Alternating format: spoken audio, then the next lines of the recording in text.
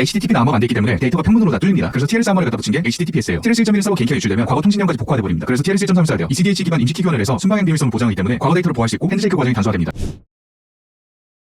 안녕하세요, 코드팩토리입니다. 오늘은 웹 통신 보안 프로토콜인 HTTPS의 작동 원리에 대해서 한번 알아보도록 할게요. 자, 여러분은 웹서핑 중에 이런 경고를 본 적이 있으신가요? 이거는 접속하려는 사이트가 HTTPS 통신을 사용하지 않고 있다는 경고예요. 만약 이 경고를 무시하고 접속하면 어떤 위험이 있을까요? HTTPS가 적용되지 않은 상태에서는 우리가 웹사이트에 입력하는 모든 정보가 네트워크를 통해 그냥 평문으로 노출이 됩니다. 자, 그러면은 제3자는 아무런 제약 없이 내용을 확인할 수가 있겠죠. 지금 보시는 것처럼 HTTP 프로토콜을 사용하는 웹에서 아이디와 비밀번호를 입력을 하게 되면은 이 내용들은 패킷으로 변환이 되어서 통신을 하게 되는데요. 그때 패킷을 확인할 수 있는 프로그램을 사용한다면은 금방 입력한 아이디와 비밀번호를 그대로 우리가 확인할 수가 있어요. 자, 그래서 악의적인 공격자는 여러분이 카페에서 와이파이를 사용을 할 때 같은 와이파이를 사용하면서 패킷 조회 프로그램으로 HTTP 통신하는 모든 사람들의 내용을 확인할 수가 있는 거죠. 이런 점을 해결하기 위해서 통신할 때 데이터를 암호화하는 기술이 필요하게 됐는데요. 이때 등장한 게 HTTP 프로토콜에서 Transport Layer Security, TLS 암호화 방식을 추가한 HTTPS예요. 그럼 HTTPS는 어떻게 데이터를 안전하게 보호하는 걸까요? 여기에는 대칭키, 비대칭키,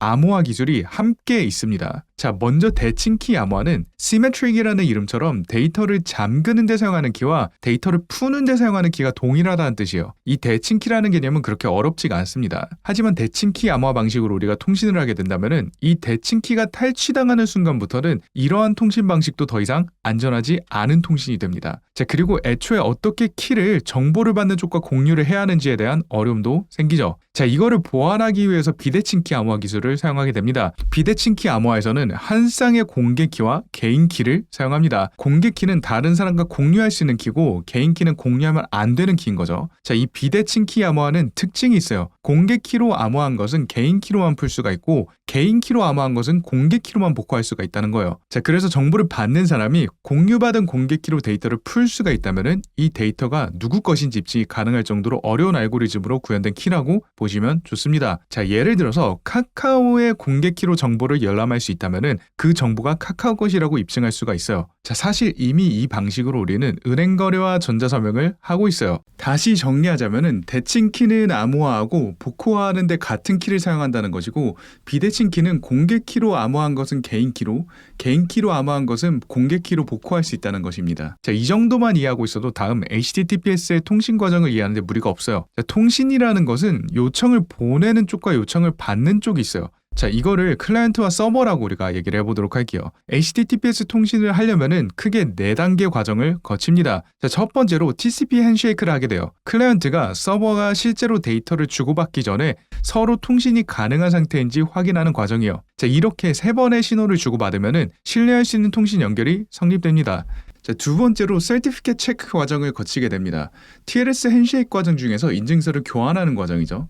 먼저 클라이언트 헬로와 서버 헬로를 통해서 서로 어떤 TLS 버전을 선택할지 그리고 사이퍼 스위치를 협상을 합니다. 자, 여기서 사이퍼 스위치는 어떤 알고리즘으로 키 교환, 무결성, 그리고 인증을 할 것인지 합의를 한다는 거예요. 자, 그러면은 서버에서 인증서를 클라이언트에게 전송합니다. 자, 이때 많은 정보가 담겨 있기는 하지만 여기서 비대칭 키로 생성된 공개 키가 포함되는 거를 일단 인지를 해주세요. 자, 그리고 HTTPS의 핵심 과정인 키 교환 단계예요. 이 과정은 클라이언트가 전달하고 싶은 메시지를 암호화하는 세션 키를 공유하는 과정이에요. 그리고 이 세션 키는 대칭 키 방식의 알고리즘입니다. 자, 여기서 대칭키는 암호화와 복호화를 같은 키로 하기 때문에 보안에 취약한 거 아닌가요? 라고 물어보실 수가 있는데요. 사실 비대칭키 알고리즘이라는 것은 많은 연산을 필요로 하는 한마디로 안전하지만 돈이 많이 드는 알고리즘입니다. 그래서 우리가 통신을 할 때 많은 데이터를 주고받을 텐데 이 많은 데이터를 비대칭키로 암호화하는 것은 많은 비용이 발생하죠. 그래서 보통 인증 시에 비대칭키 알고리즘을 사용을 하고 데이터를 암호화하는데 대칭키 알고리즘을 사용합니다. 그리고 현재 통신에서 데이터를 암호화하는 대칭키 이름을 세션키라고 부르죠. 이 세션키는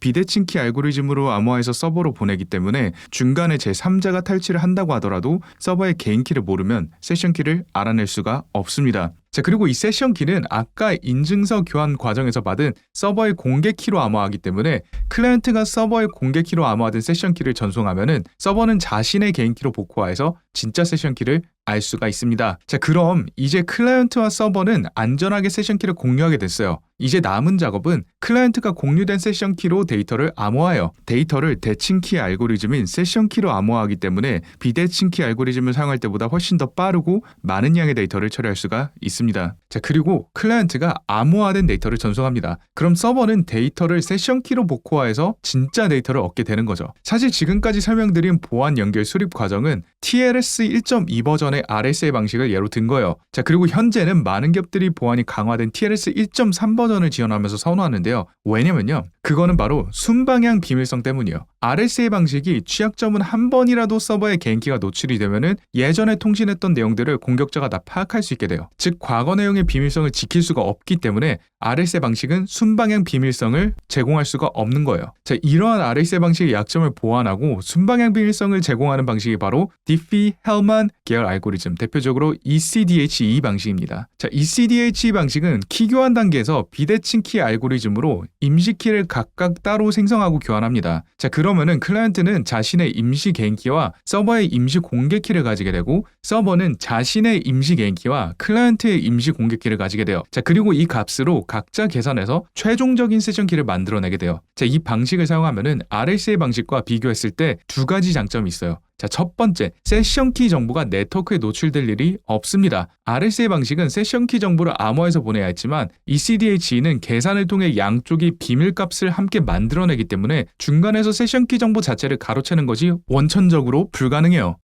둘째, 이러한 TLS 1.3 프로토콜로 네트워크 왕복 횟수를 획기적으로 줄일 수가 있었습니다. 이는 연결 수립 지연 시간을 크게 단축시킵니다. 정리해서 말씀드리면은 TLS 1.3 버전의 HDCD 방식은 서버에 개인키 노출되더라도 과거 데이터가 해킹될 염려가 없고 인증서 교환에 필요한 네트워크 왕복 횟수를 줄임으로써 네트워크 비용을 낮출 수가 있게 되었습니다. 자, 이렇게 HTTPS 통신 과정과 RSA, EDCHE 암호화 방식을 알아봤습니다. 자, 앞으로도 개발자 여러분들이 어려운 개념을 쉽게 정리해서 전달드릴 수 있도록 노력하겠습니다.